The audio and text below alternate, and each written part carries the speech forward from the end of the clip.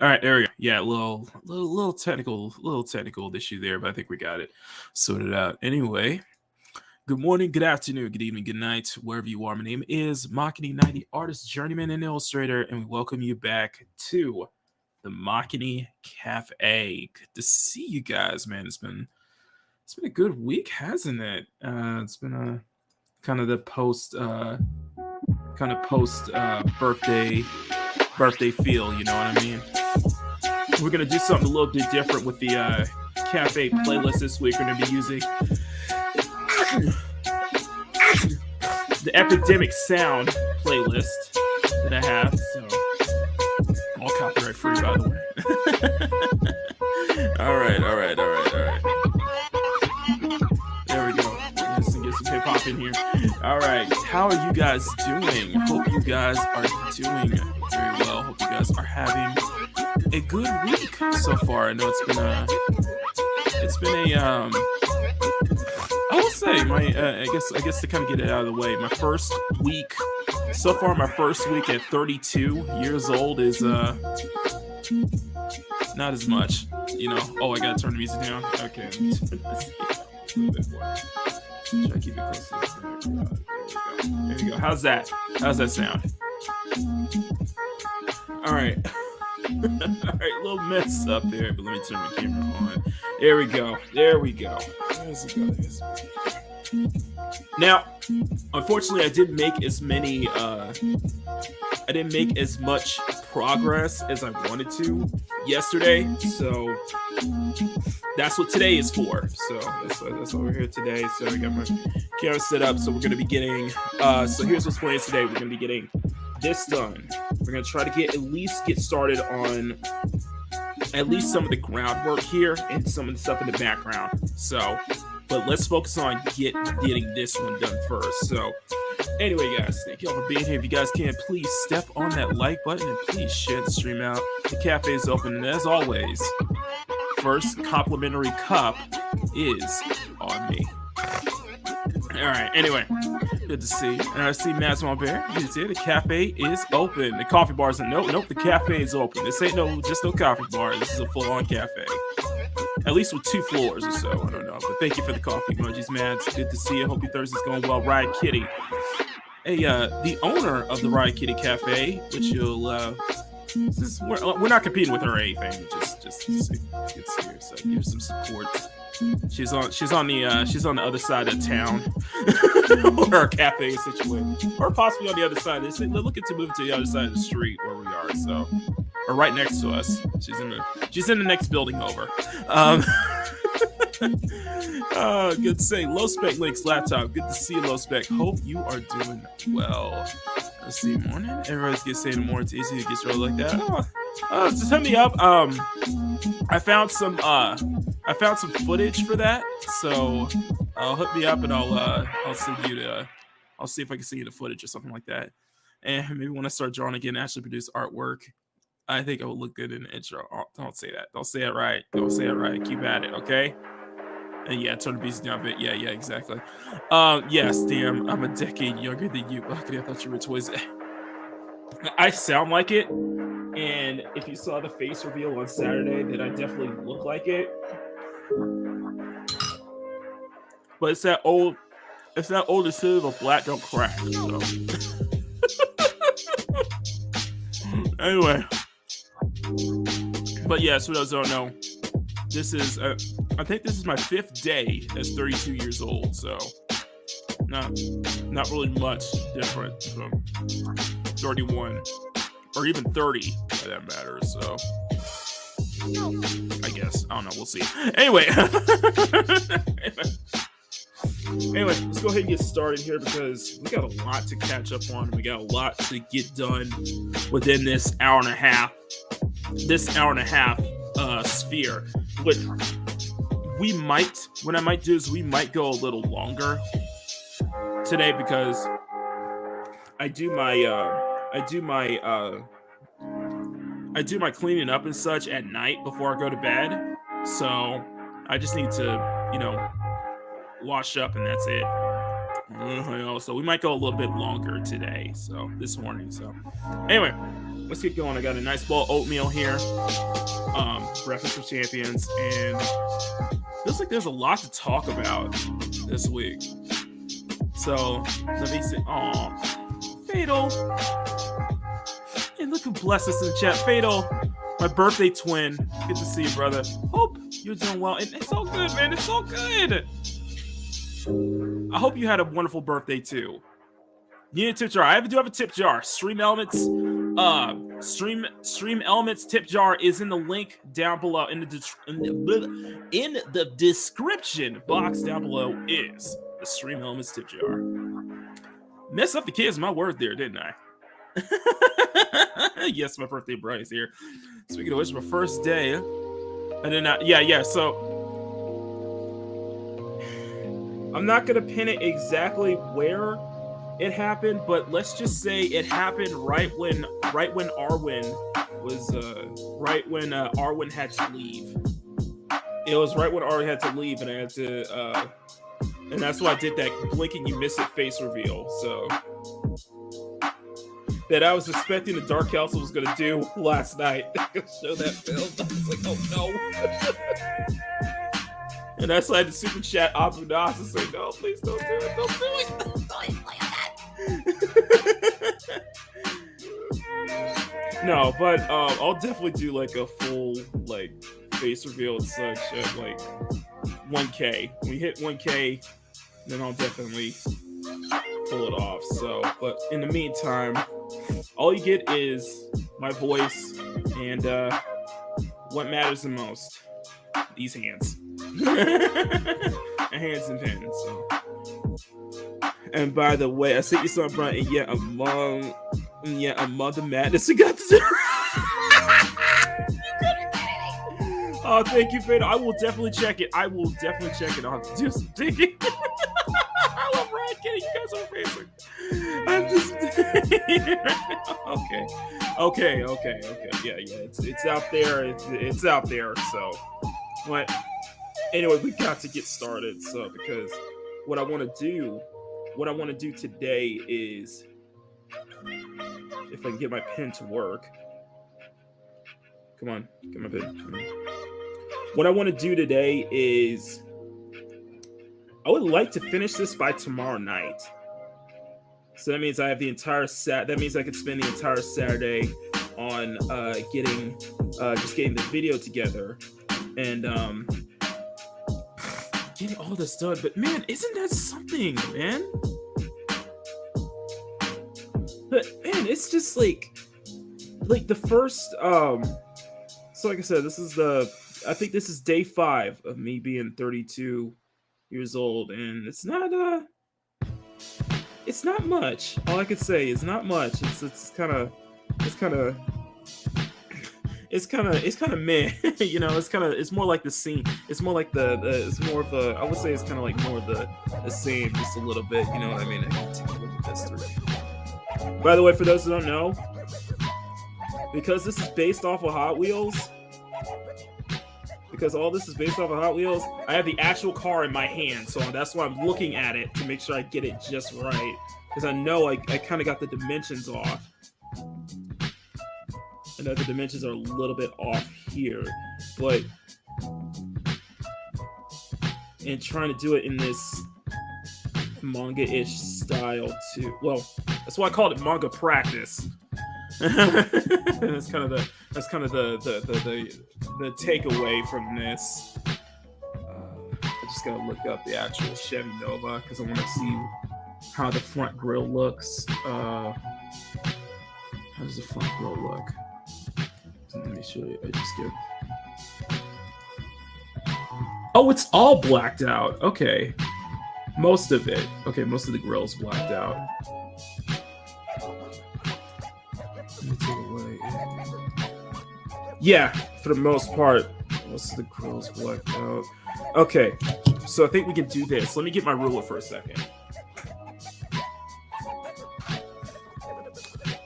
Oh shoot, I forgot. I gotta turn on my camera. I forgot to hit record. I gotta record this. Alright, there we go. Oh, no. Stop. So anyway. Yeah, it's weird. I'm back to collecting Hot Wheels again, and surprisingly enough, it's helped influence my art a bit, so. Oh man. Okay, here we go. So if I can get my detail. Yes, you can, Mads. I'm not acting like a little kid or anything. It's just I got to get this right. But man, it's been a. You know what's funny? You know what the funny thing is? I'm still kind of reeling off of. I'm still reeling off of Saturday. I'm still thinking about it. Like I'm still watching bits and pieces of it, and I don't know if it's just me. And let me ask you guys this: if you guys, I'm gonna put that in the chat. I think it's a good question. I'm gonna put that in the chat. Hang on.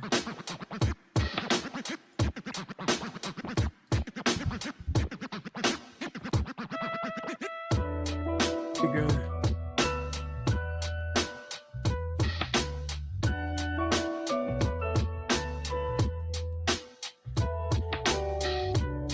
Yeah, I'm gonna just ask that question. Yeah, put that in the chat. Have you guys rewatched the birthday stream this week? Because I'm still like no joke. I'm still, it's still fresh in my head.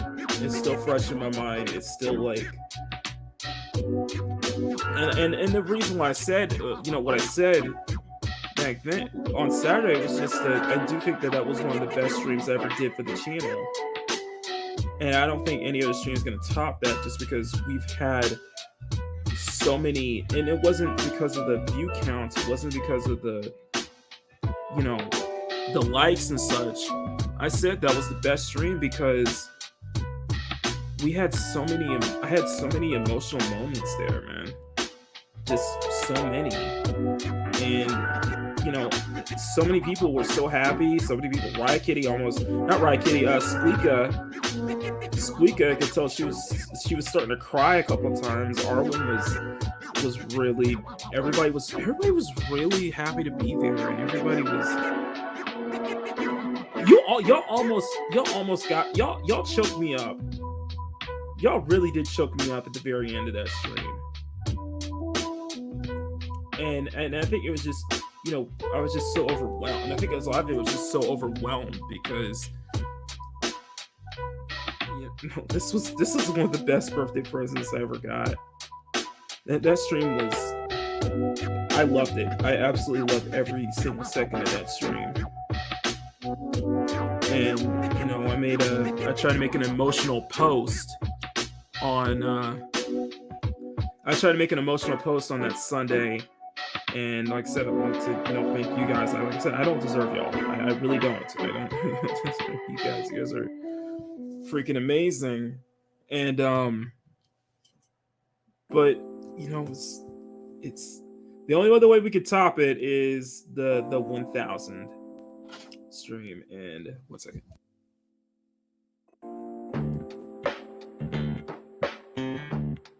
By the way, guys, I want to send a huge congratulations to 32 Flavors of Nick Weiser, as he just hit 1K and now he's monetized. So that is amazing to see Nick hit those heights. And I am soon that's gonna be us. Soon that's gonna be us as well. But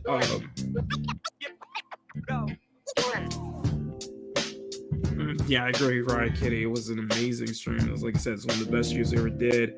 Already got the B-roll set up for next season, which will start in probably the last Sunday in May, if not the first Sunday in June. So I might move it out to 4 weeks just so I can get everything situated and get everything ready, because I got some work to do. and hey, Pops, good to see you. Yes, I agree. We rise together. So. One of the things I do want to catch up on. And if you guys have not seen Loki's Thirsty Thursday show with the special guest Arwen, check it out. It was a lot of fun listening to that, and I know, and it's kind of getting to that point where I know that what was it? That, you know, Tolkien fans are. I feel like this is going to be a Last Jedi scenario. Well, this is already a Last Jedi scenario with Tolkien fans. And I know Fatal's still in here. I know he knows what I'm talking about. Especially concerning that they've re-released three of the Lord of the Rings books with the Rings of Power covers on. I was watching Loki. I was watching Lady Gravemaster's stream as well. If you guys have not subscribed to Lady Gravemaster, she is incredible. I was watching Lady Gravemaster and Miss Martin Muses talk about it last night, and yeah, it is just absolute insanity. And, you know, it's just crazy. Just like I feel like this is going to be the, you know, TLJ all over again for, you know, Lord of the Rings and for Tolkien fans. And just all I can say is just get ready, guys, because Amazon, they're going to, for lack of a better term, they're going to whore the hell out of this, and they're going to make this a big stink. So, I mean, I don't know if this is it's going to power the fan base to be more resilient, to be more,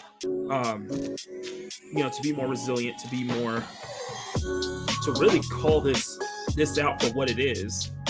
You know, blatant disrespect towards the Tolkien fan base. And I see Miss Purple is in the I see Miss Purple Valkyrie's here, and I see Man Squatch is here.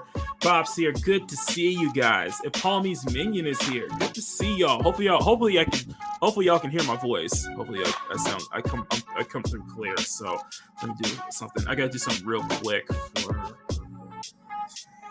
There we go. Just gotta double check that. How you guys doing? Hope you guys are doing well. We're doing some more manga practice in here. But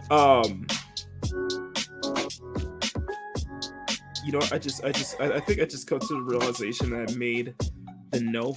I made this Nova probably a bit wider than it actually is supposed to be. I think I messed up on that. Thank you, Van Squatch. Um, yeah, it's just so interesting to see what's like the same thing that's been happening to the same thing that was happening with Star Wars fans, with all of us during the sequel trilogy is happening to Lord of the Rings, who have been Tolkien fans. These guys are. I mentioned this in Loki's chat that I have not seen a more resilient fan base and a more passionate and just like protective fan base than I saw with Lord of the Rings and I see with Warhammer 40K. Because you guys do not play when it comes to that kind of stuff. So it's interesting to kind of see how it just seems that Amazon, Bezos, all the guys, they are definitely doubling down on this more and more, And man, I feel y'all. Even me, as I'm not even into Tolkien's work as such, and I feel just as angry as you guys are, because this is just blatant disrespect. You know what I mean? So we'll see how it happens. We'll see how it is. But something I found really interesting when it came to something that I found really interesting this week was the talk around Doctor Strange and Multiverse of Madness. I do believe that it's probably very divisive. I do believe it's very divisive, just because there's a lot. You got like multiple camps. Like one camp who really likes it. You got one camp who doesn't like it as much. You got like two different camps and such, and it's very interesting to kind of hear the discourse and just kind of talk around it. And like it's surprisingly that's like there's barely any identity politics elements, and I see Emerald, Maria, and Lucky just showed up in the chat. Good to see you guys. Hope you guys are having a good Thursday. By the way, complimentary cup of coffee is on us. Welcome to the Makini Café.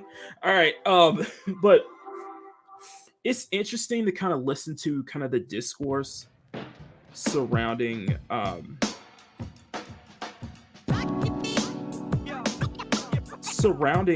Doctor Strange. It's people who like it's like there's definitely no sense of identity politics there, which it's really interesting. And it's very mixed, I'm just hearing it's just like how they handle different characters, how they handle different elements and such like that. But it really is, I say divisive just because it seems that it's very split down the middle. You know what I mean? Very split down the middle. And by the way, Mads, you don't have to go to the front counter just to help serve everybody coming in, okay? you're a customer at a cafe. You don't have to go help the servants out.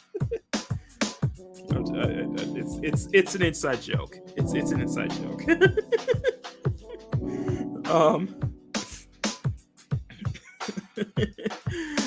Those strange pros and cons. Yeah, exactly. People when they say knowledge both exist is very strange. It is very strange. Pun intended. I like that. I'll give you that one. I'll give you that one, Pops.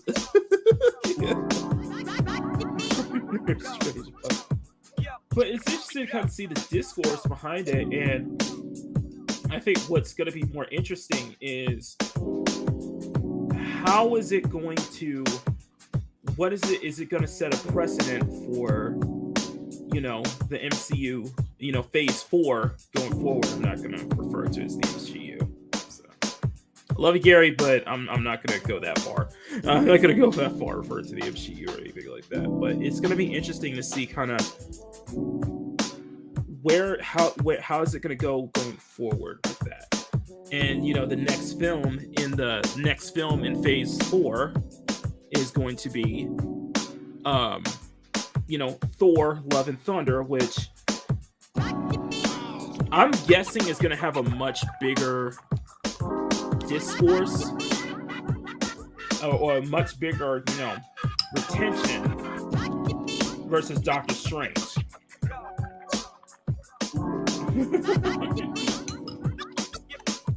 Exactly.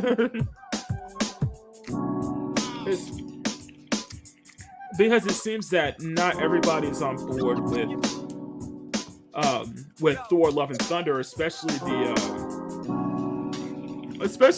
you guys saw the Twitter post the other day where they revealed Thor's suit and they put it in comparison to the first film, and I'm like, yeah, look at them in this. It's the old Mafia clip. Sorry, it's the old. Damn it, I forgot what that film was. I am not a film buff. Look how they mask up my boy. That's basically how it is. Because Thor's costume in Love and Thunder looks like a. It looks like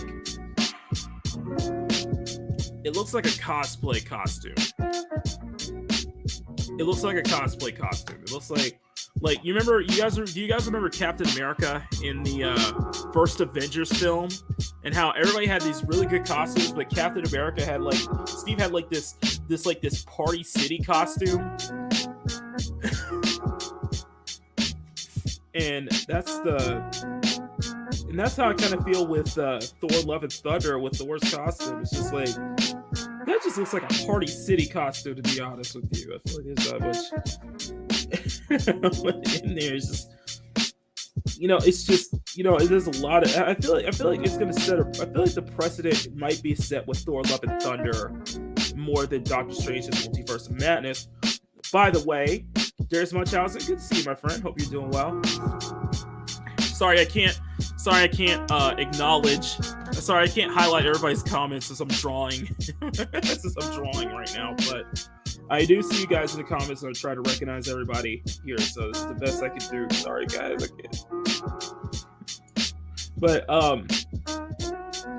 it's interesting. And yeah, Darius. So I decided to switch the playlist up a bit today. So we're gonna be using the Epidemic Sound, my Epidemic Sound playlist. And some of these tracks I'm gonna be adding to the Cafe playlist next week for next Thursday. So, and I see Bosco is in the chat. Bosco, good to see you, my friend. Hope you're doing well. Hope you guys are having a great Thursday. By the way, like I said, complimentary cups of coffee is on me. Well, free complimentary cups for Cafe. I know somebody was asking about where's the actual coffee. I was like, I meant that I was like, you guys know what I mean. Oh, let's see. Okay. Purple's gonna see it on Saturday, which I think is gonna be very interesting. I'm looking forward to kind of hear your thoughts, Purple, and see kind of where you kind of fall in, because I see you as kind of falling down the middle. Just kind of you see where you kind of see the pros and cons of pros and cons of the film. So I'm interested to see what your take is. I know you. I'm not even gonna bring it cool. No. What I want to say was on the Saturday stream. On the Saturday stream, Purple, when I gave the intro for Jace, I put "It screw Northman" in his intro because he hates Northman so much, and everybody else loves it. I was like, oh, sorry, I was like, put that little one in there for him. With Thor: Love and Thunder, however, I'm not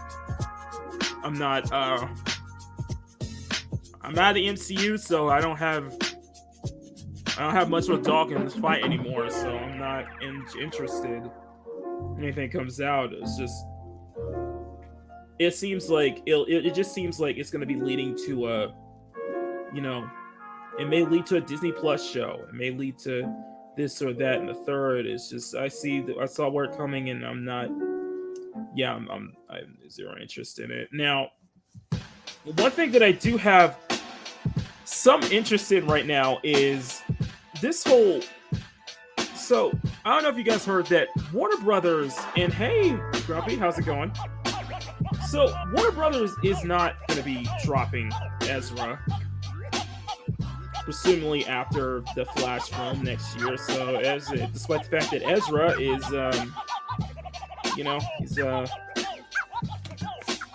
he's oh, thank you, Maria. Thank you, Maria. And by the way, take a nice take a nice mochaccino with you on the road. So I know everybody can't stay in the cafe for too long. But with Ezra is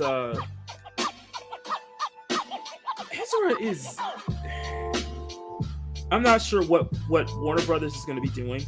I am totally unsure of what WB is going to be doing or what they're doing right now, but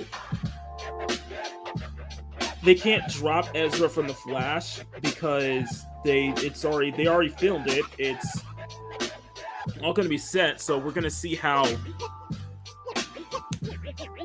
Yeah, true. That's true. Love and Thunder is going to be rumored. Yeah, that's what the plan is. And I think that's just going to happen. I'm going to see that ish coming from a mile away. The Thor, it's with the Flash. I don't like because I know there was a petition to get Dylan to get Dylan O'Brien, who I think is supposed to be Nightwing, to take over the mantle as the Flash. I still hold out for Grant Gustin, and I feel like that could be easily solved in terms of universe jumping. You know what I mean? But yeah, this thing with Ezra Miller is like. So are they? I guess WB is planning to keep him on after the Flash, but you know it's not going to look good. You know what I mean? I don't think it's going to be good, and I think it's going to be a big turnoff for moviegoers and normies and such, especially if you find out what Ezra Miller has been doing. You know what I mean? And I agree, Shellback. It does sound like a title. Speaking of which, we got some car on here, and so far we got. So the main car is done. So it looks like the main car is done with the Chevelle or the Nova. Sorry, with the Nova. So let me zoom in so you can see a bit here. My only thing is, I think I made this a bit wider. I don't know. It's probably a bit wider concerning how. And this is the Hot Wheels is based off of. So you can see. So, like I've been really inspired by this lately. So, I should have drawn like the roll cage. I'm not a bit of a roll cage. Let me see if I can do a subtle line to the roll cage inside. So the Innocent and Chaos Hoy is here. So many people are here right now. Thank y'all for being here. 12 people watching, guys. Please step on that like button, and complimentary cup of coffee is on me. Well, in this case, I guess I owe everybody coffee. But as you can see, this is I'll explain this a bit further later. What's going on, because this is I had this idea for a scene that I thought was be really, really cool too. So you'll see it. You'll see it in a little bit. But yeah, it's a full scene, which I think the next thing we're gonna do. Let me see if I can. Let me open my. Let's see. It's supposed to be a. Let me find the picture. Where's the picture? There it is. Okay, there we go. All right, there we go. But this one picture gave me this idea that I thought would be really cool for a mountain scene. So I'm gonna do some more foliage, do some more landscaping. So let's go ahead and since the Nova's done, what we're gonna do is we're gonna get some background work done, so that way we can get a good idea on kind of how to set up kind of lighting, how to set up, all this here. And I'm gonna zoom this right back out. By the way, this is the girl. Someone asked if the girl had a name. I don't know. I didn't give her a name. I just named when I did the first drawing of this girl earlier, I named her Nova just because the car in the back was a Chevy Nova. So but we're going to go ahead and turn this on. It's just with DC, the extended universe is such, it's just like, it's not interesting. I have zero. I'm just gonna go and say it. The Flash is gonna be dog shit. Sorry. Sorry, the Flash is just gonna be dog shit. Sorry, sorry if I curse my language, but yeah, it's just gonna be trash. Now I got another question. I got another question for y'all, and thank you, Shellback. I appreciate that. I got another question for y'all. Who here are fans of Percy Jackson? Who are just, so I'm just gonna get an idea. Who are Percy Jackson fans here? Because if you guys have not been following my friend Master the TDS, which you guys totally should, because he has been ruffling up some feathers here when it comes to the actor reveal of the character Annabeth, which is, of course, Mia says definitely is a race swap. One thing that I found interesting was that throughout all the discourse, you have the original creator of Percy Jackson basically doubling down on his own creation and calling the fans the R word, because the fans want to stick close to the source material. But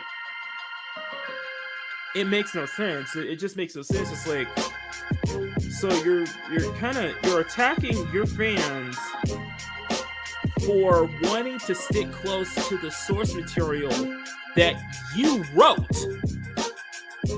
So wouldn't that be just kind of going against your own kind of creation, if you know what I mean? I don't know. I don't know. It's just interesting, and it's I shout out to Master of the TDS, because he has been bombarded with a lot of, I guess you could say, stan accounts, a lot of accounts. It's Twitter being Twitter, and he has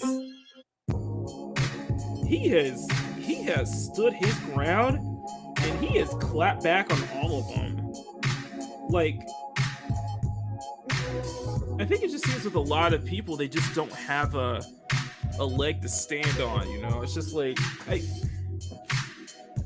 it's interesting. I'm like, we've never seen this before from a creator themselves, who are basically like, not understanding that the fans want to see, the creation. Fans want to see the material in its proper form. But have the creator just, perfectly sign off on this, and then you attack their fans for wanting to stray to the source material that they created, they're created. It's like me calling you guys this for, if you guys throw a fit over something that I did with my own property, and you guys want me to stay true to the property that I helped create, it's weird. It's just weird. Johnny, good to see you. It's just, I don't know. It's just odd. I feel like I've never seen anything like that. But, Master TDS, he is not holding down. He's not backing down, and he is steadfast, strong. And he's nothing but love for him, man. He's attracting all kinds of crazies on Twitter. And I mean, hell, concerning the situation that Twitter's in right now with with as Neon will call Space Daddy, um, Space Daddy taking over. Uh, oh my god! And I refer to Neon and Cloudfish TV. Space Daddy taking over. Yeah, it seems that people are definitely up in arms. You know what I mean? It's an interesting case. I will say that much. It's definitely interesting, to say the least. You guys are amazing. You guys are absolutely amazing. But we're gonna work. Let's go work on the guardrail here. Is it like she's leaning? I try to make it like she's I try to really make it look like she's actually leaning on the guardrail itself.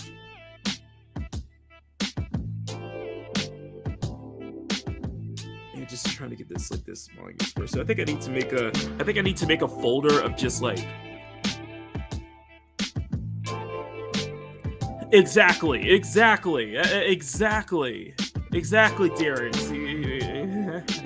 That's you hit it right out of the park there. It's based, you want to stick close to, if you're gonna based on Greek mythology, make sure you make sure you kind of make sure you're in that ballpark, and you can't just just like just take the mythology and such and just kind of throw it around willy-nilly and thinking that it's gonna work just as well. And I think it's the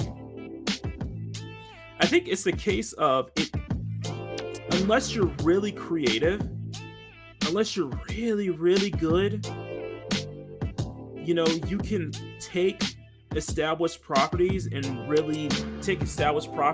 go a different direction and fans will still love it. I think it takes skill. It definitely takes skill and a talent to pull it off. So you just I think that's the case, and I'm afraid that might be the case here. You want to make sure that. Yeah, that too. It's definitely a heck of a drug. I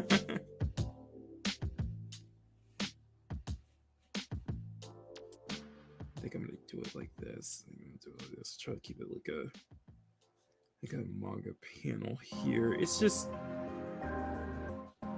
interesting to say the least, and we'll see how it unfolds. I know Master and Writing Raven's definitely gonna keep covering this, and I'm like I said, I'm just happy Master's not backing down. He's got all the receipts because he got a lot of death threats in the process. If you saw some of the tweets, and it's good to see he's not backing down. So you can see a lot of people not backing down. It's the whole race swaps thing it's complicated for me because while I agree wholeheartedly, there are some race swaps that I legitimately did like, that they still was able to, they were able to pull it off. I guess it all comes to depend on the performance and such. And I think that despite the fact that, I think that, saying true to the books or straight true to the comics, I do think Idris Elba's Heimdall, I still think he pulled it off. I still think he pulled it off very well. So a lot of it could come down to execution for me. You know what I mean? Mm-hmm. Yeah, I think a lot of it can come down to execution. How do you handle yourself? So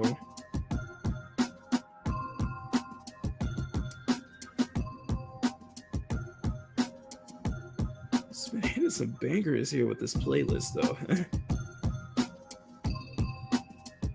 Like I said, we're gonna try to get as much as I can done within this hour and a half, nearly 2 hour slot. So what I'll do is what I'll do for today. What I'll do for today is we'll go a bit longer. So we'll add so usually we end at 9. So we'll add an extra like 15-20 minutes on top of that. So just so we can get some more done here. As like you can see with kind of the scenario and everything here, it's kind of especially with the guardrails, which I'm spending a lot of time trying to put this guardrails together, or at least detailing, shading the guardrail. But it's just more and more, and I see what goes on. Makini's picking. No, Castaway, stop. Oh, that's true. Michael Clark Duncan, rest in peace, by the way. Was an excellent Kingpin in in Batflex's Daredevil.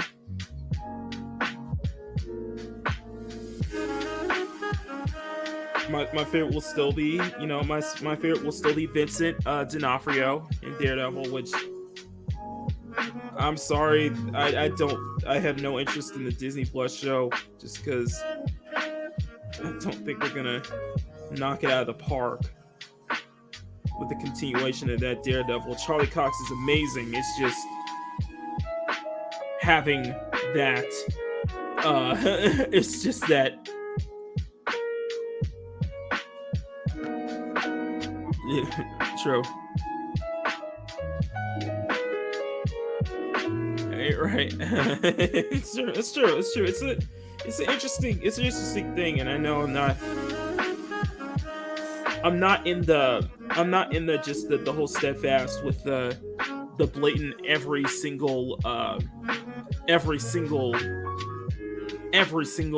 race swap is horrible, like like what we see, like kind of like not saying like extreme like Young Rippa is just kind of in that sense. It's just like not writing off every single race swap. Just I don't know. It's weird.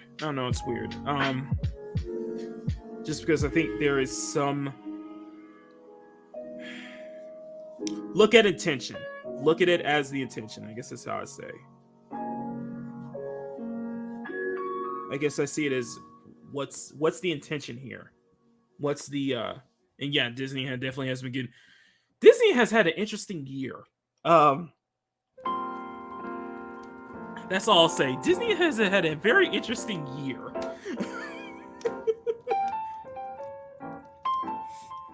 I think it's safe to say that we could put 22 as one of the biggest WTF moments for Disney.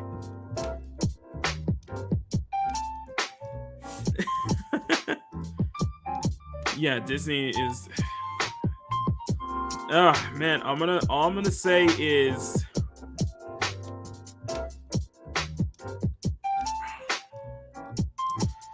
All I'll say is just. We talk about the whole corporatization of everything right now. Yeah, guess what next month is? Yeah, you realize next month is June, and there's going to be a lot of big corporatization of that. And we're actually already seeing a lot of it right now, and it's going to get crazy.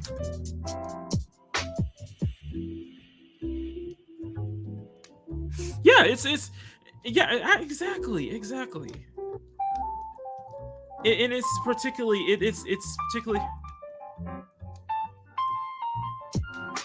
No, it's not needed. It's just I don't know. I don't know. I really don't know. Hey, Grumpy, you're making great points. So I put it this way. I look at it as ever since Birds of Prey and the fantabulous emancipation of one Harley Quinn, I look at race swaps just more of an objective what's the intention? Because it's such a weird kind of stance to be in. Because I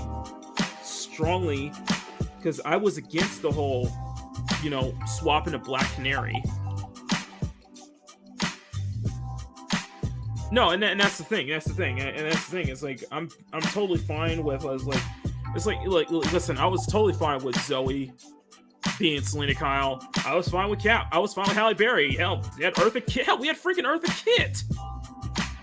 I know. Matt's favorite Catwoman is Julie Newmar. Eartha Kitt and such. So that wasn't. So that was fine, but I had a problem with Journey Smollett. Juicy Smollett, famous French actor's sister, playing Black Canary, in this case Dinah Lance. It's just, I don't know. I guess I look into his just performance and just how even I sound hypocritical and I sound it, but exactly. And it's not their fault, and it's not the actors' fault, because I think, from what I've heard, I think Zoe does. I think she freaking, what I heard, she freaking killed it as Selena. So that is. And when I look at Zoe in the Batman film, it was like, you pull off the Selena Kyle look so well. Really does.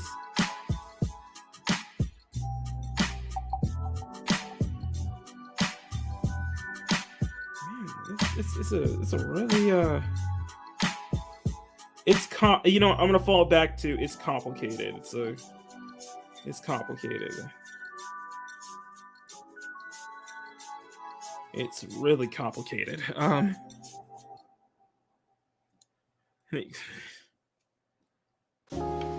Take your word for Zoe. I haven't seen it either, but from what I've saw in the trailers and such, I'm like, you really are rocking that look. I was like, yeah, this is straight up Selena Kyle, and you pull it off gracefully. That's just my thoughts. That's just how I saw it, Respect candid stuff, by the way. It's not just people who make it. And that's true. It's people who make up the decisions and such like that.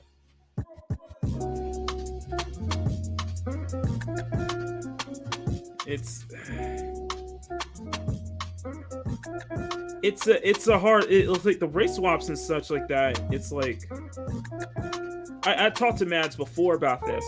I talked to Mads before about this. And hey, Time Prophet. I talked to Mads before about this a while back about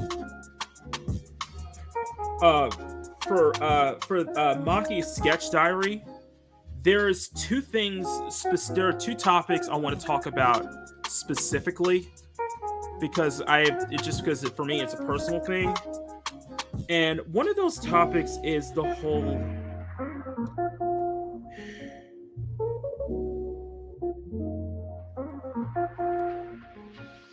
blackwashing, I guess you could say. And I think for Lucky Neko, all right.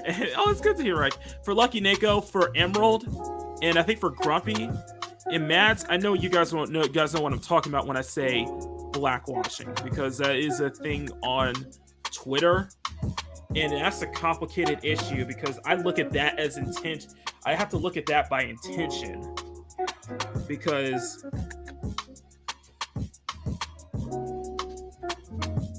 oftentimes when I see a situation stir up on Twitter when it comes to people wanting to, you'll see those, hey, you guys know what I'm talking about. Yeah, race edit. Exactly, Emerald, race edits. You'll see those where people are just like, and they do it with anime, and they do it mostly with anime characters. Like the most recent one is they did with Aya of Spy X Family, which honestly, I'll be honest with you, the more outrage I hear about Spy X Family, the more I want to watch it. that looks legitimately fun on anime. So,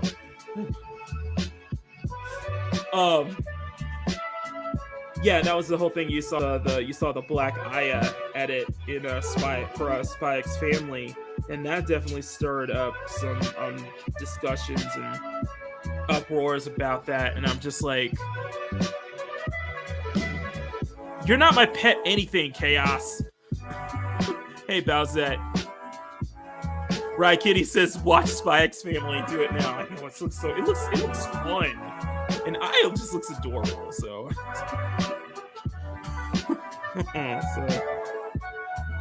I saw a lot of fan. I've been seeing a lot of fan art this past couple of weeks, this past week and a half for Spy X Family, and I'm like, man, this looks really good.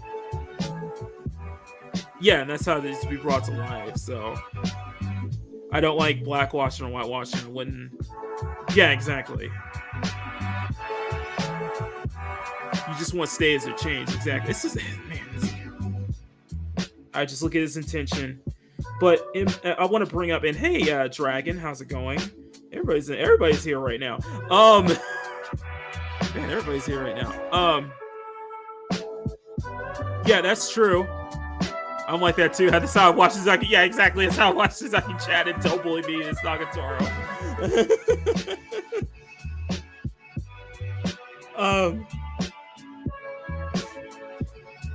And you know, and the thing is, Emerald, it's just a continuous cycle. It's just whatever anime is the flavor of the month or the flavor of the week is what gets the most outrage. When you can tell that yes, it is such a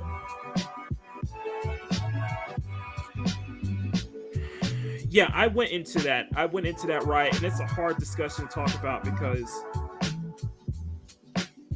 when you see because it's like on one end it's okay for them to do it, but it's not okay to do it the other way around. It's like blatant hypocrisy. Like, think about this, and I can point to many examples. Nessa. When Nessa came out for Pokemon Sword and Shield back in the day, there was outrage, and I mean so much outrage on artists who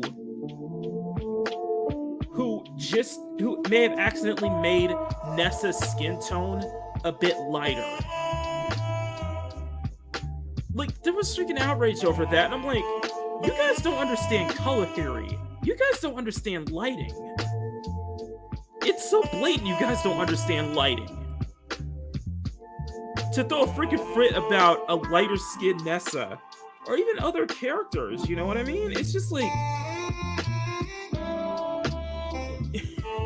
you know what I'm saying is there's nuance, I guess. There's nuance to this kind of thing. And it's like, if you're doing it just for the sole purpose of just like, you know, representation and all that kind of stuff, then that's where I have a problem with, because it's not legit. You're not.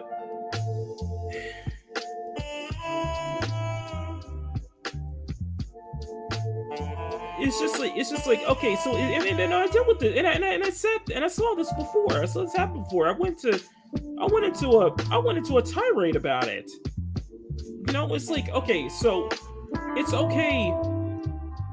So it's okay to, you know, blackwash a character. But no, and here's another thing. Here's another thing. Bowsette, hang on. Hold that thought, because I'm gonna bring this up. When you see lighter skin, and I mean this, people throw freaking fits over like lighter skin, or like, you know, I guess he's saying white girls cosplaying as black characters.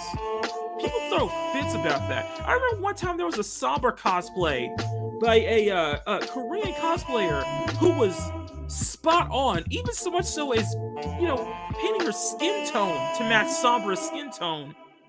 And they got bullied off of Twitter and such like that.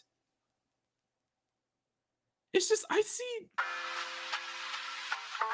hypocrisy. It's blatant hypocrisy. And when in the case of like Air July, it's just like we see this shit, and again, guys, I am so sorry if I apologize if I'm cursing early. I am very much apologize for that, but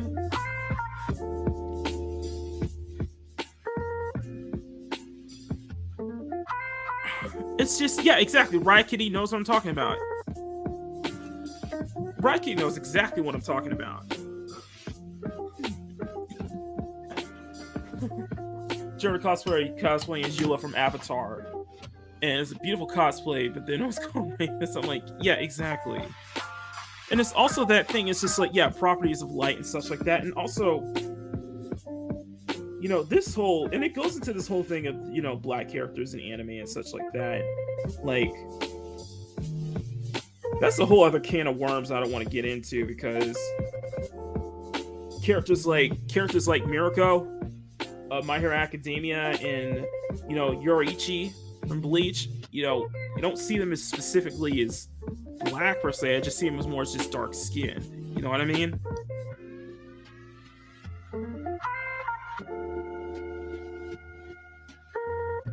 Yeah, it's go for it, Riot Kitty. Shoot it. Shoot. I mean, I remember shit. Somebody was throwing a fit over. This week we saw somebody throwing a fit over the. I know. Riot Kitty watches Hero Hey, but Hero Hey was talking about the whole. There was this cosplayer. He should just cosplay Aya of Spy X Family, and I'm like, if people were throwing a fit about that, it's like endorsing this, that, and the third, endorsing the P word and such like that. I'm like, they just maybe just like the character, guys. Come on. I mean, like, you guys are clutching at straws here at this point. I don't know. I think it might be just like a. It's so hard to really bring this out, but where my problem is, I got. That's it. Well, if that's the case, I probably did too. You know, I stuff with him. Yeah, that's true. It's just like that's true, because it's like,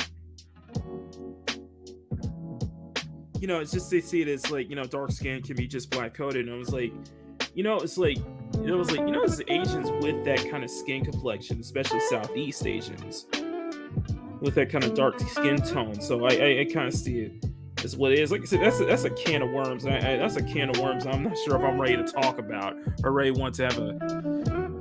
Okay, so there's again. Yes, Riot Kitty. Right.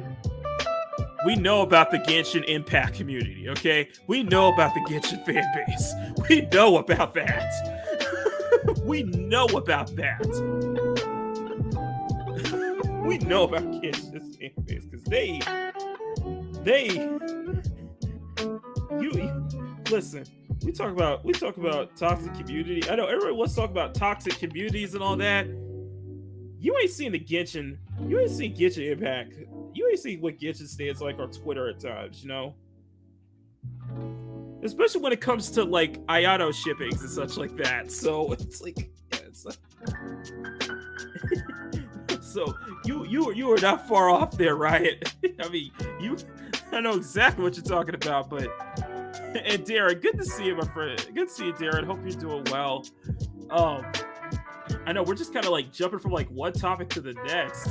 It's just like, I guess there's a lot to talk about. I guess I have a lot on my mind to say apparently this morning. And I don't have that Southeast Asian, you know. Yeah, true. Oh, I just got to. Okay, Johnny. Let me put it this way. Most of Genshin is fine. It's just that there's that subsequent case of like, I'll put it this way, Genshin shippers, and just like you can point them. It's easy to kind of point them out. it's easy to point them out because it's, and a lot of times, yeah, and that's another thing, is just like, you know, you see that artists can get harassed so many times. Yeah, and as you see artists get harassed in different fandoms all the time. It's like some artists don't even want to do any more Genshin fan art too. So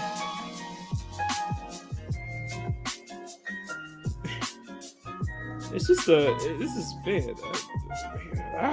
It's hard to explain. It's like it's complicated. We have so many people showing up here. You guys are amazing. Like I said, we're gonna go. You know what? You know what, Time Prophet? Don't even.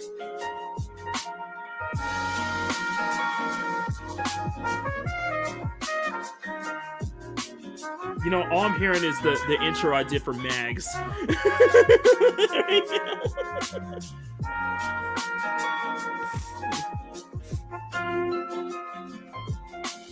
Anyway, what was I gonna say? I lost my train of thought there. No, but the reason I do want to do a video, maybe talking about what I want to talking about, Omen culture, yes. You've seen too many artists quit because of the Genshin community. Emerald, you got a good point there. I know one of the biggest.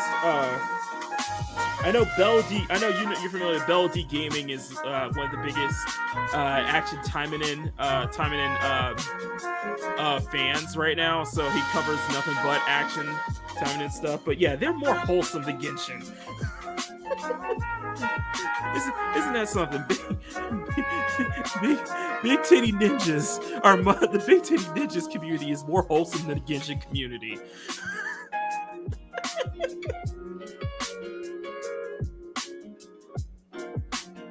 Yeah, I just said that.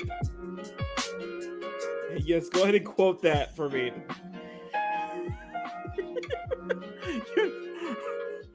Oh my god. Yeah, and I'm big. And Sarah Kagura, of course. Yes, SK. Rest in peace. Yeah, I'm saying rest in peace to Sarah Kagura. Since, you know.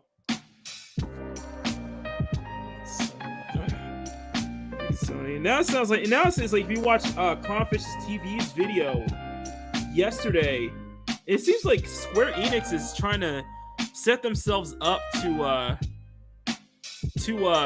get bought out by Sony. I'm like, oh no. Yeah, I will say, I will be guilty of this. I will be guilty of this, guys. Time Prophet, I do play gacha games. The only gacha game I have on my phone right now is Blue Archive. And for those who don't know, all those waifu intros you see, that's Blue Archive. Oh, that's Blue Archive. So so it's all the same game. Yeah, so yeah, I do play Blue Archive, so that's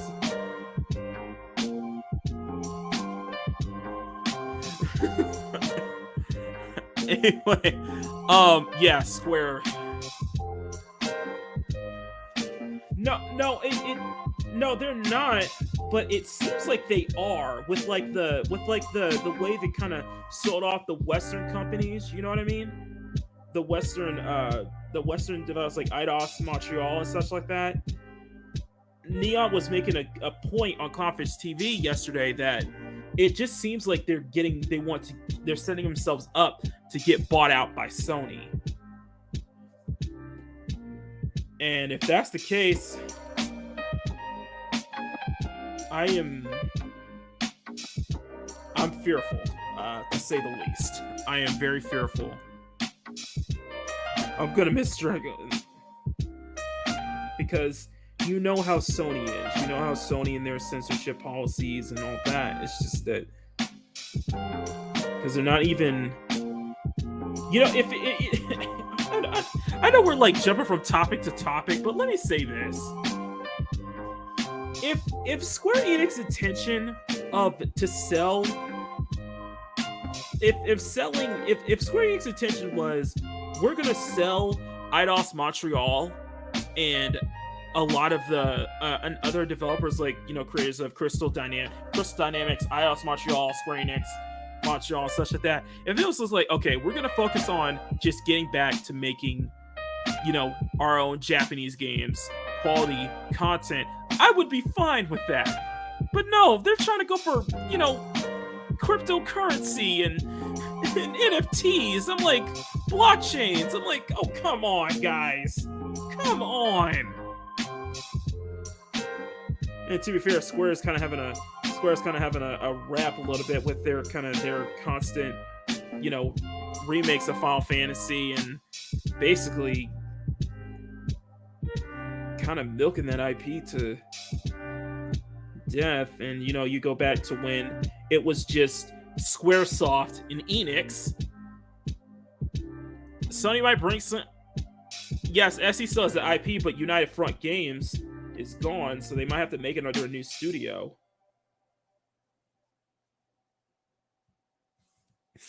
But man, we're going all over the place, aren't we? Anyway, I want to go back to the black swapping. I want to go back to the blackwashing comment, because the reason I want to talk about that in the future Makini sketch diary video is because I hate, I really don't like this whole,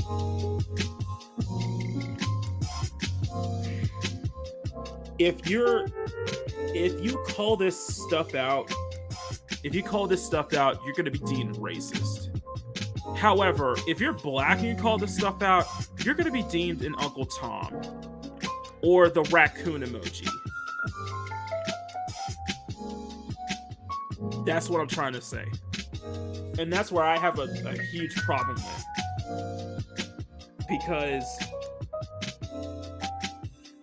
and that's one of the things with the Master of the TDS, is that one of the idiots throwing a fit was basically claiming that, you know, because for any black person who calls out the race swap, they're fake.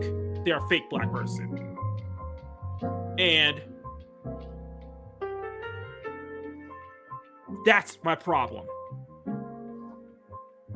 That's my freaking problem. This whole, it's this kind, and it's going to be a sensitive topic because it goes into really personal things that I don't support. And I have taken, I think in the past I kind of scoffed this off, but I will admit to that recently I have taken a very, very strong stance against this hive mind mentality that you see in the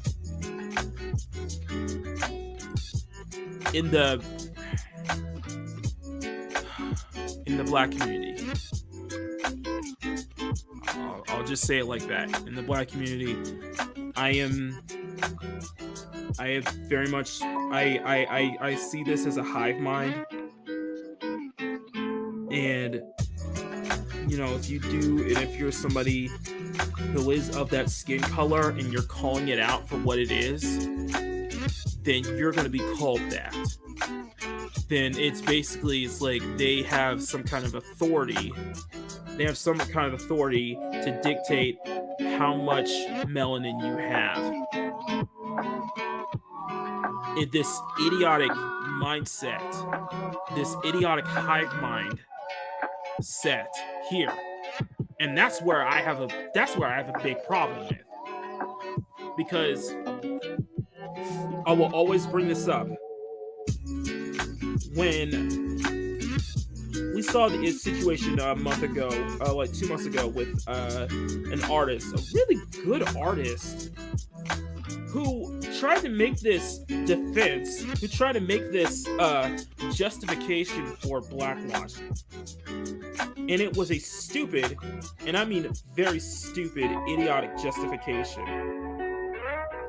When Eric July, Young Rippa, made a video about it, he got quote tweets, basically, of people out the wazoo calling him the C word, calling him the raccoon emoji, calling him an Uncle Tom, and that he's kowtowing to whiteness, to white people, just wanting to be white. Riot Kitty knows what I'm talking about because that set me off. That legitimately hit a nerve with me. That legit hit a nerve, and I had to respond. I'm like, your art is gorgeous. Your color theory is excellent. Your freaking takes, however, aren't. And if you think that all, and I mean all, black people think like this, with this mentality, you're just as ignorant and dumbfounded as the people you're trying to call out. You're trying to gaslight.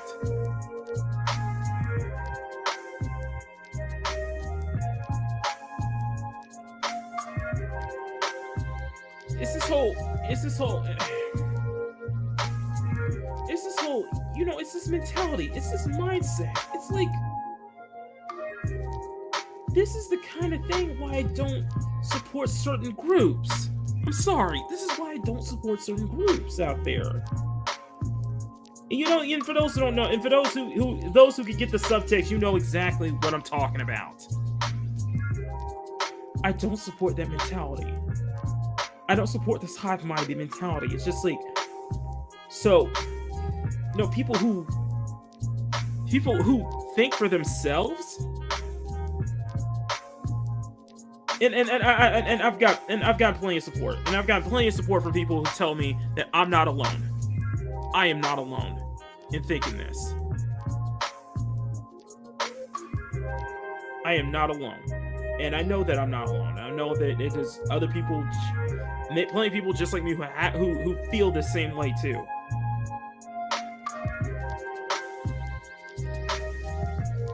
Just because we think for ourselves, just because we have a different mentality, a different mindset, we don't want to subscribe to this hive mind and be victims and just label everybody's enemies to us, doesn't take this away. It doesn't. And that's the kind of shit that drives me up a wall. Yeah, I'm putting my hand out here because, yeah, I'm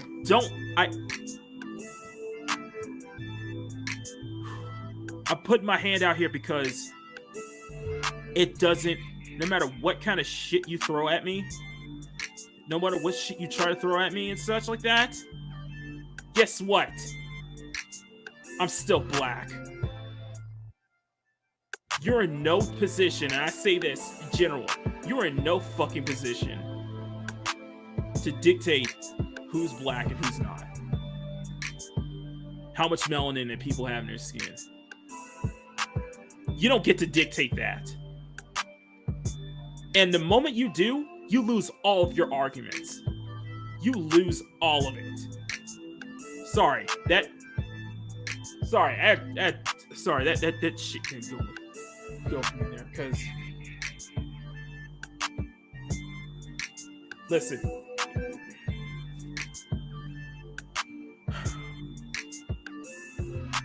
there are certain groups I don't support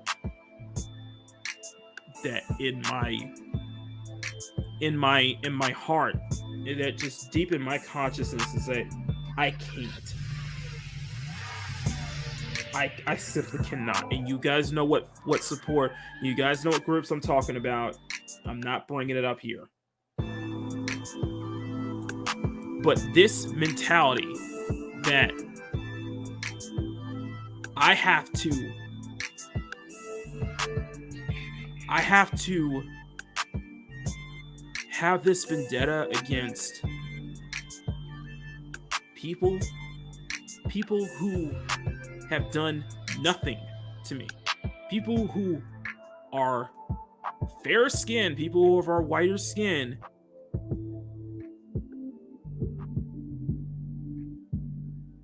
People who are white, basically.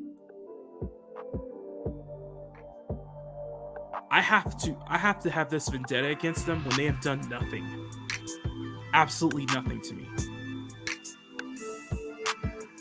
I hate this. I hate this mentality. I hate this mindset. That's why I do have such a problem with, you know, that's why I do have a bit of an issue when it comes to blackwashing. When it comes to this kind of shit. It's not just because, you know, your intentions show that you're not willing to be creative, that you cannot create your own black characters, that you have to, you know, race swap and such like that. I get that. I understand that. But this mindset of either you agree with what we're saying or you're not black, basically, that's where I have a serious problem. When someone who wants to cosplay as a dark-skinned character and gets so much pushback, gets attacked for it, that's where I have a problem. When someone calls out the misintentions, the ill intentions behind certain decisions when it comes to certain characters, and they're of that skin color, and they get attacked. I hate that.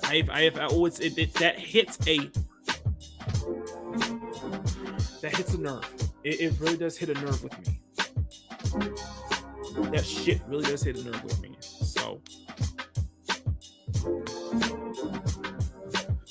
exactly, Emerald, exactly, and Mads, exactly. And that's why in some cases I want to talk about that, because I want to talk about the future sketch diary and just get my feelings out, because that shit pisses me off. Sorry, it does piss me off, because what it is that, great, now I don't feel as comfortable in my own skin now. I don't feel as comfortable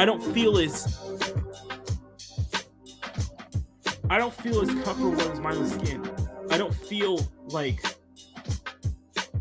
I feel detached. It makes me feel detached. Sorry. By the way, like I said, this is an entire scene here. What you guys are seeing is an entire scene.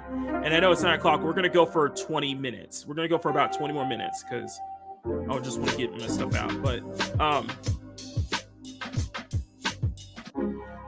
the car behind the Nova right here, and this is a Hot Wheels. This isn't just a regular Hot Wheels car. This is Hot Wheels Boulevard. So this is much more premium. I think this was about $14. Sorry, my autofocus can focus here. Sorry, but yeah, the premium stuff is about $14. I might do a video or post just kind of talking about just like my current Hot Wheels collection, because this has been really inspiring for me. I've been doing a lot of art based off of this recently, and I really like that. But this is an entire scene. So it's supposed to be 4 cars in this picture, but you can only really see 3. But the car behind the Nova is this one right here. And I just got this one recently. This is a wide body Chevelle, and I think this is from the 2022 line right here. So, and that's what I'm gonna be drawing next. So,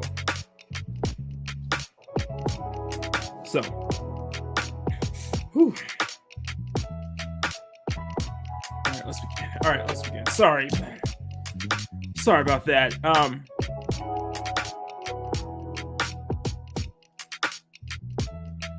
Oh, we remember that. I remember that. I remember that, right? Remember the whole situation we had to deal with that.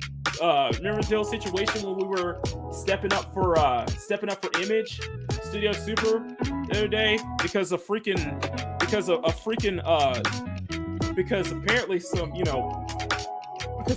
some porn star who thinks he's a knowledge, knows all about women, knows all connoisseurs of women, and exactly, that's all they are. They're strangers on the internet. They're idiots. They don't have valid arguments, and yeah, exactly. That's all you gotta be, exactly. It's just something I do want to talk about sometimes. It's just like, it's sometimes these topics I do want to talk about just because a lot of times they do hit, a lot of times it can pertain to art. It does pertain to art in a way, and a lot of times it's personal for me to kind of air those out. You know what I mean? I like how the music is very sentimental as I'm talking about this right now. I feel like it changed it at the perfect time. I've also been doing this with a bunch of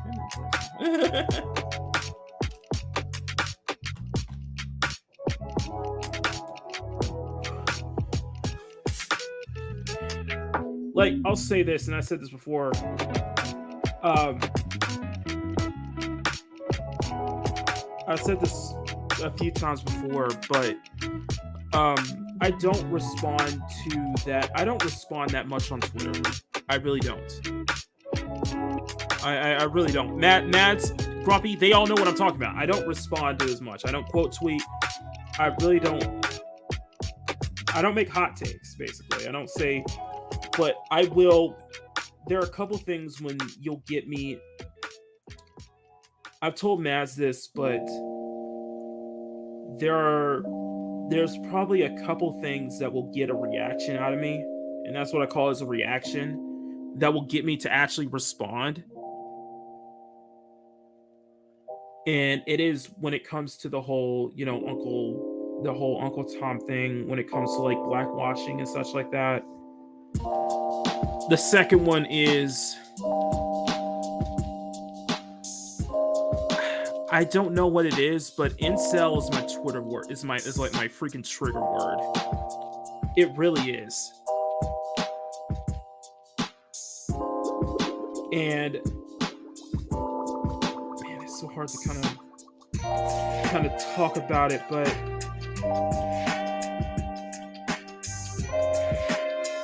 I'm not sure why. It's just something about when people want to, you have a good legit argument, or you want to point something out, and I know, right? I know, but it's just that when you want to point something out, when it says like, say it's like a character design, or you may not be a fan of like this kind of like the way this character's portrayed, this character looks, and it's like, you immediately want to go straight to the incel argument, or just in the incel name calling, or just insinuate that the people who are complaining about this can't get laid.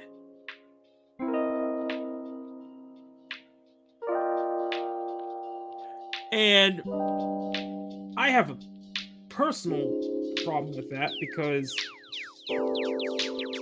as what Brian mentioned, we dealt with that freaking porn star a few weeks ago. It's like, yeah, that dude showed sweets 3 years ago of me and mentioned the word women as a weird gotcha, and I'm just laughing like, I ain't one dingus. And it's like, you cannot be this dense and fucking idiot. Sorry. You cannot be this dense and ignorant to say this. But I've said this, and I've replied to this, and you'll see if you'll see me reply to something, it's like, fucking, it's like, when you use the term incel, it shows that you have no argument whatsoever. You have no argument. You have nothing to back your point up. and you're insinuating that it's like look at She-Ra. Look at She-Ra. Let's go back to She-Ra. When people were not a fan of the Netflix She-Ra designs, what was the first thing that people went to? What was the very first thing that people went to? They went to insinuating that we don't like the designs because it's not wanking material.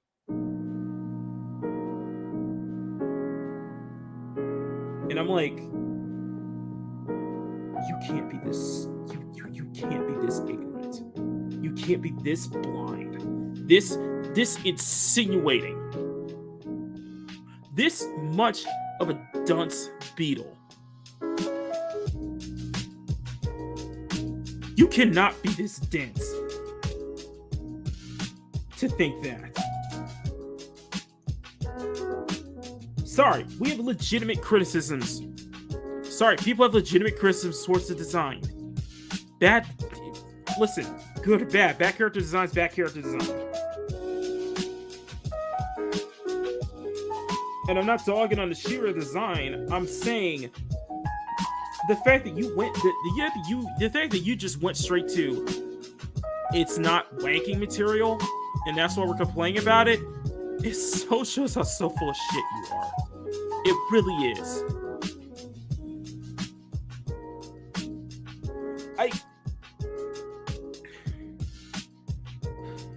When it comes to when it came to this, when it comes to this kind of shit with character designs and such, and it's like and this is the thing, Bowsette, Emerald, Riot, you guys, everybody in the freaking chat knows what I'm talking about. When it comes to these kind of like designs and such like that cause up a store because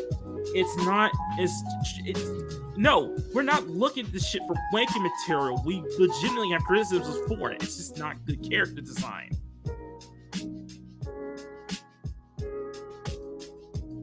When this shit, sorry.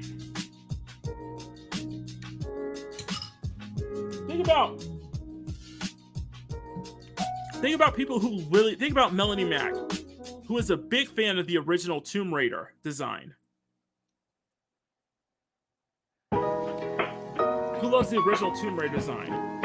And she got shit for it too, back in the day. That's the kind of shit I'm talking about. We like what we like, okay? And generally humans just like seeing attractive things, man. We just like attract things that look attractive to us. We don't look at it as wanky material. And I hate this mindset. I really do. And the same thing to that little dipshit a few weeks ago. And I'm like, so because I draw this shit, sorry for cursing, sorry, because I draw this, that I don't have any respect for women. Let's just get rid. Yeah, let's just take that out. I don't have any respect for women because I do this kind of shit. I'm an incel because I do this kind of shit. You know how ignorant and stupid you sound right now. You really do. Do you know how many women I've actually had on my panel? I've had upwards to 5 women on my panel before. Do you know how many women showed up to the birthday stream? Probably way more than that. So this fucking shit, man. I hate this fucking incel argument. I'm like, you have no basis to your claims. You're just projecting.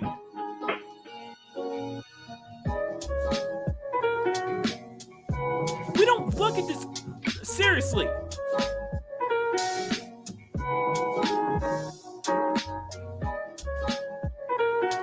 I'm being serious. Certain shit we like, certain shit that we do fan art and stuff like, we don't do it just for wanky material here. Okay? We don't think like that. We all don't think like that.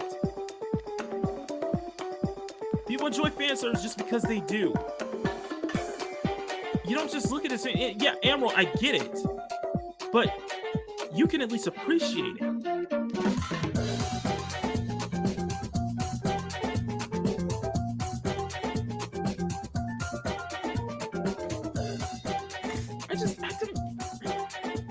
I hate this.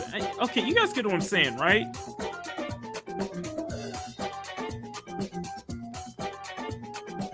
Yeah,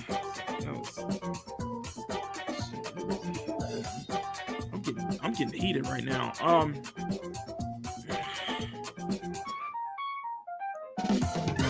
And to be fair, there are actually some aspects of the new lore that I do like.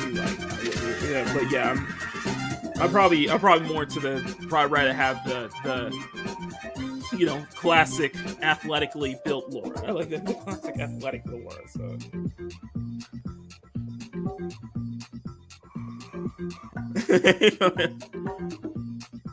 Kinda. I wanted to. No, it was when I did that Motor Dolls piece of when I did that Motor Dolls piece based off of Senna's MP4-4. I wanted to find a hip hop track that had a more Brazilian flair to it. That was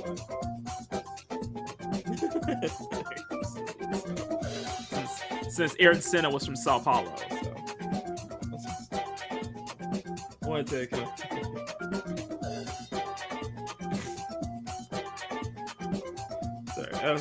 No, it's just that's another thing that kind of drives me up a wall, and it's like,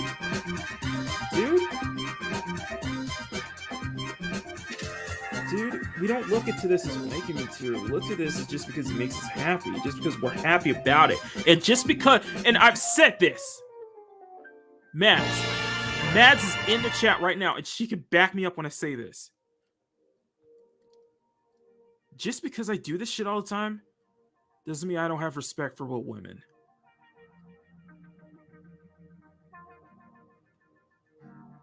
Yeah. Just because I enjoy fan service doesn't mean I don't have respect for women. Doesn't mean I'm not some incel living in his mother's basement. Just doesn't mean I have nothing to attribute to fucking society.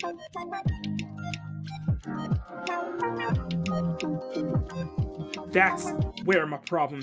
That's where this mentality I hate. That's where this fucking ignorant claim is. Because I can tell, but I can happily brag to you about how many women who have been on my panel, who have loved everything I've done. Look at my freaking CSF Nation chat. So don't tell me that I don't have anything of value. So don't tell me because I do this shit, I don't offer nothing of value. Because don't throw the fucking incel. This is why I hate that term. This is why that term's a trigger word for me. Because you think that we can't. You think that we can't get like. You think that we don't have any respect for just predators and shit like that. And that's another thing that drove me off the wall. It's like that fucking idiot. That freaking idiot has the freaking gall to insinuate that because we do this kind of stuff, that because we like this kind of fan service like that we're somehow sexual predators. And I'm like, fuck you. Seriously, fuck you.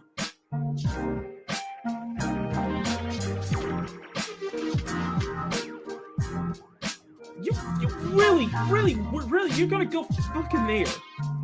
You really are gonna go there. When it's dipshit, when it's punk asses on your freaking side that's supporting this whole child grooming shit. And you want to label us the P word. Get out of here with that.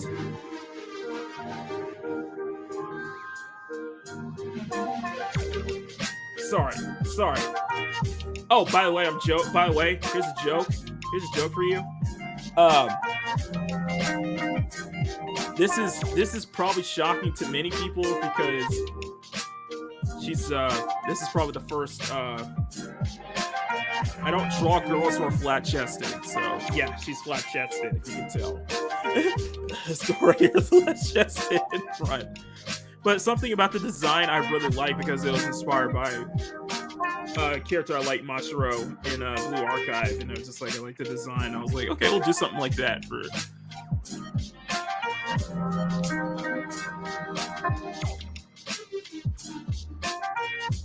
Exactly.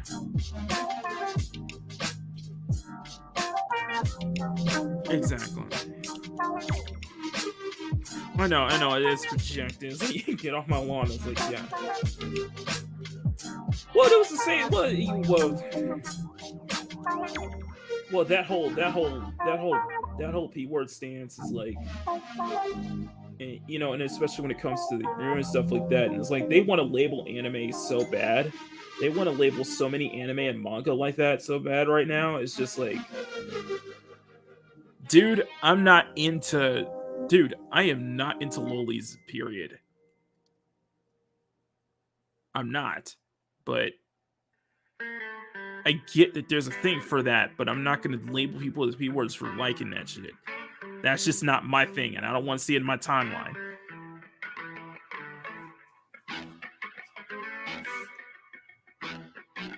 Sorry, it's just... Man, we're going off a tangent, haven't we? We're just going off, man. This has been more of a rage-filled Makini Cafe, hasn't it? No, it's just like some of these topics I want to talk about in a future Maki sketch diary, especially when it pertains to just art and such like that. And for some reason, people really like this design, apparently. And people like this girl in front, and it's supposed to be, you know, it's supposed to be flat-chested, but,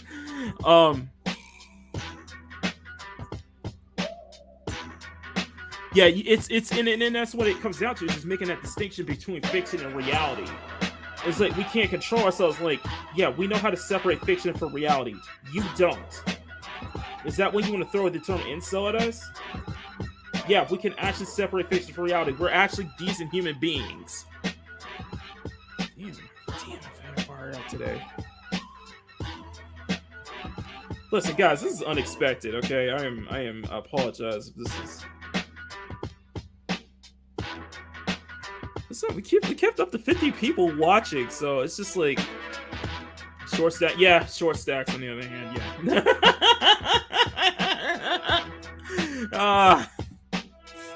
You gotta defend the short stacks, you know.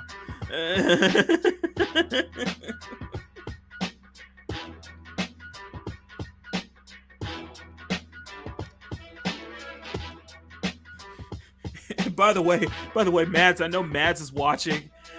We don't mean it by you, Mads, because when we say short stacks, we basically mean girls who are probably much shorter than you are. I know you're like 5'4" or something like that, but like.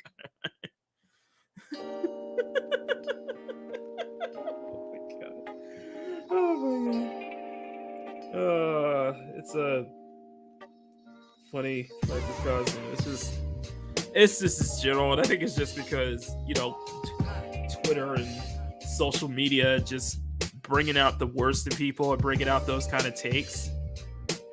Yeah. Time Profit is like short and like Stephen Walton size. Like what? Yeah, right, Kitty. You're not. Never mind. I'm not even gonna go there. Wait a second. Hang on. 1 second. Hold on. I gotta stop. Grumpy, I gotta stop. Hang on. Let me go back up. Hang on. Is that what this is? Wait a minute. I think it is. Hang on. We're doing an unboxing.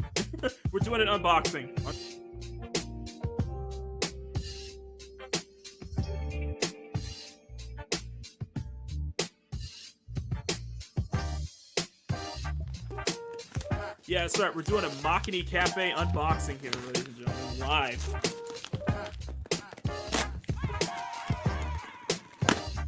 Is this what I think it is?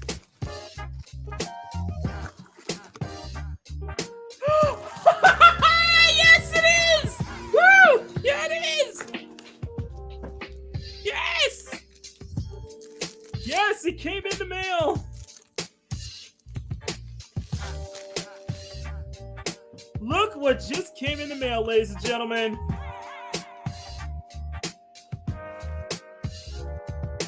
Booyah! I got Blade Devil. Yes! I got Blade Devil plus like a bunch of posters too. Look at all these posters. Oh my goodness. I got so many posters. Ah! Oh my god, I got a lot of posters too. Yes, I got Blade Devil. So yes. We got Blade Devil. I got 2 volumes of it. Go so fast. I'm going to check this out, man. Oh, so happy to see. I finally got Blade Devil. Man, I hope I hope I know Grumpy, you guys are here and such. So I'm hoping that I can learn from Blade Devil and such for, you know, when I want to get Midnight Rush off the ground, you know? It's just like, you know, it's like, hey, more, you know, independent comics is always welcome, but hey, why not do a more, you know, American, why not more, you know, American manga is always welcome, so why not? So yeah, I got Blade Devil, yes! Woo! I can't wait. Yeah, no, the music was perfect. I still need to get comment. Oh shit, I gotta check. Hang on a second. Hold on a second. I gotta stop.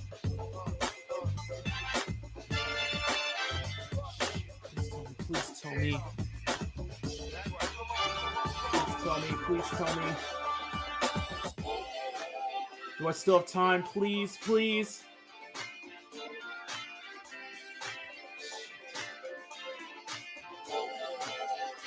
Please tell me I got it. Please tell me I can still get it.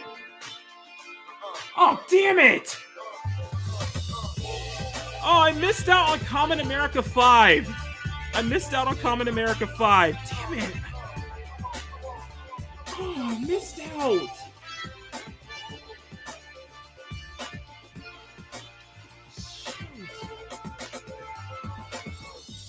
I missed out on Common America Volume 5 in the Omnibus.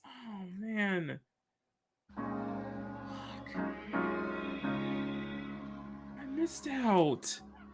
Damn it. You have to be your biggest fan. Me too. I have the first 4 volumes in the Omnibus of Common America, and I missed out on Volume 5. Something inside of you that says, I just have to follow that. Because you don't know who you're going to meet. Ah! I'm sad.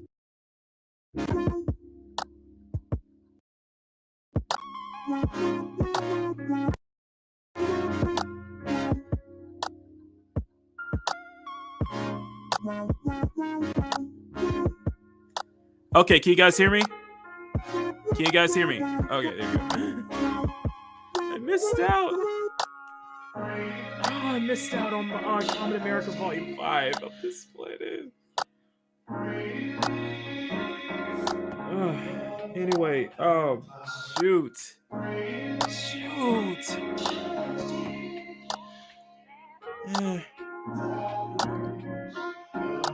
Right, Kitty said she thinks she backed Volume 5. Yeah, exactly. Blade Devil shows that. Yeah, I agree. Time Prophet. I would, like I said, I really want to try to get Midnight Rush off the ground. So this is like, you know, my own Americanized version of Initial D or something like that. My own version of Initial D. Yeah, something like Tokyo Drift. Like Tokyo Drift and Battle Angel. But I can't believe I missed out. But I got Blade Devil. So I can't. Tim and Tim Mart, that entire team of Iconic Comics, they're freaking amazing. Those guys are freaking incredible, and I am so happy to see Common America get this popular. And I hope that, we do get to see a Common America anime, like a full-on anime at some point, because I'm so happy to see their property get this so much popular, man. I like I said, I have volumes 1 through 4 and the omnibus up to 4, and I just missed out on 5, sadly. So I'm gonna have to wait till volume 6. I'll have to wait till I get the volume 6 omnibus. Ah.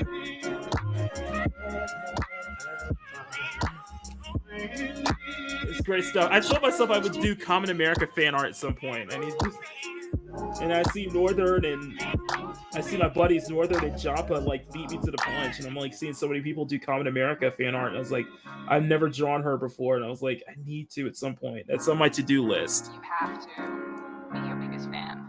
And by the way, the car on the far right side, and I know we need to get going because I need to get dressed for work and everything, but the car on the far right side, right corner of the page is this one right here. This is Count Muscula. So this is from the 2022 line right here. So as you can see, it's all muscle. It's like all muscle cars. So I envision this scene where it's like a group of muscle cars are joining up to do a downhill run. Hence why you see a bunch of cars kind of parked on this side, and then you see 2 cars rolling up. So they're planning to do a downhill. They're planning to do a downhill mountain run. You know, initial D style. So when I sketched the back out here, the music you have to. So the background here is it's all, you know, trees. Let me show you the picture. Let me show you the picture.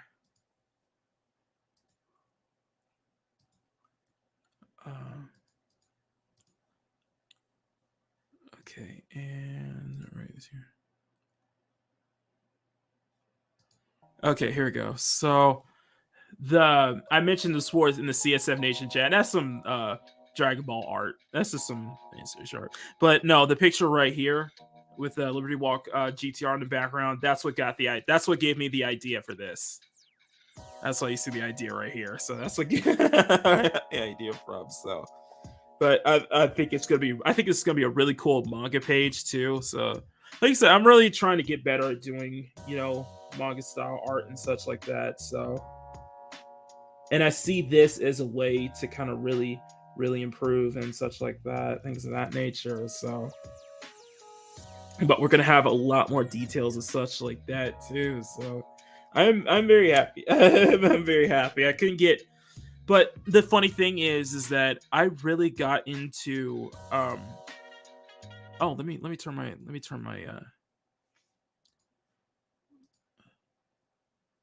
playlist. There we go. All right, there we go.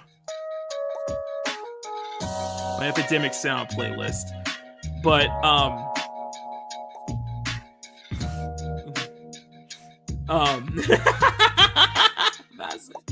no, it's, I mentioned before this last night. I posted this last night on Twitter that I've been really inspired lately, and it's so surprising that, you know, getting back into collecting Hot Wheels again have been inspiring a lot of my pieces lately. A lot of the manga stuff you've been seeing, a lot of it has been based on that. So a lot of it's just been based off of the Hot Wheels that I've been collecting recently. So it's funny. It's been a very inspiration for me though too. So it has a lot of great art. I feel like I've done a lot of great stuff, and you guys really seem to like some of the sketches I was doing this week. So, by the way, I want to make sure, just so you guys know, you guys, there's still time to vote if you can. So let me post. I'm going to post this pic to Twitter. If you guys can do me a favor, go to this Twitter post and vote down below on which sketch from this week that you guys would like to see for tomorrow's video. And what I'm gonna do, let me go ahead and add this. Hang on. I'm gonna add this to it, so just so you guys know what I'm talking about. Ideas. Where is my work? Morning sketches. Here we go.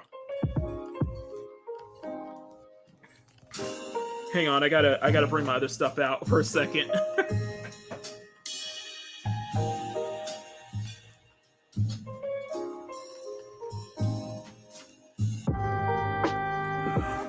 Okay, so yeah, you guys haven't voted. Please vote down below there. So whoever gets the most votes will be tomorrow's sketch diary, morning sketch video. But the ones here I've done are Nova, which surprisingly enough, feel closely, it's the same girl. It's the same girl.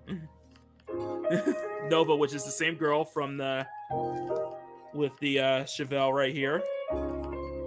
And then I don't know what I came up with this idea, but I called this one Muscle Bitch. I don't know why, I just called it Muscle Bitch. Muscle Bitch with this one. This is Muscle and Blown, which originally I called it Muscle and Blow, but Muscle and Blown. And then the last one I did, and this is the one I did yesterday, and it's called 935, and this is based off of this one's based off the Porsche 935. So. But yeah, guys, vote down below, and I will make that the sketch video for tomorrow. So stay tuned for that. I don't know why I call it. I don't know what gave me the idea. I just like somebody don't want to call it Muscle Bitch. I don't know why. It's just I don't know.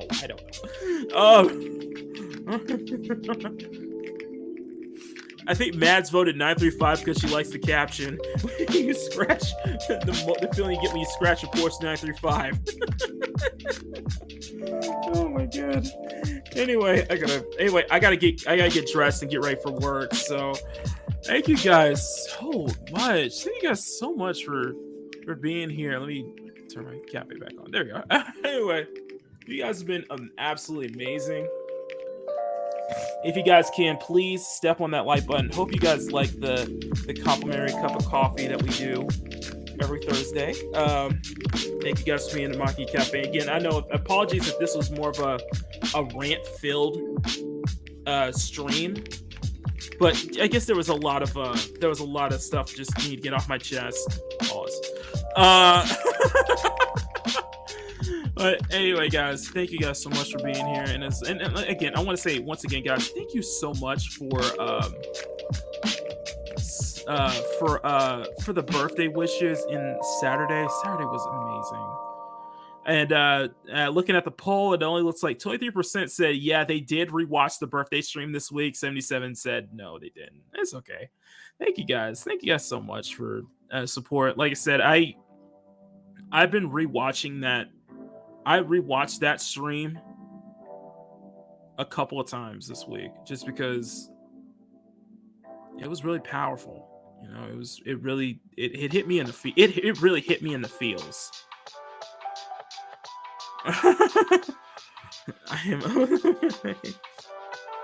Anyway, that is going to be it for me. I will see you all next time. I am Makini90, artist, German illustrator, and this has been and we thank you for spending your morning at the Makini Café.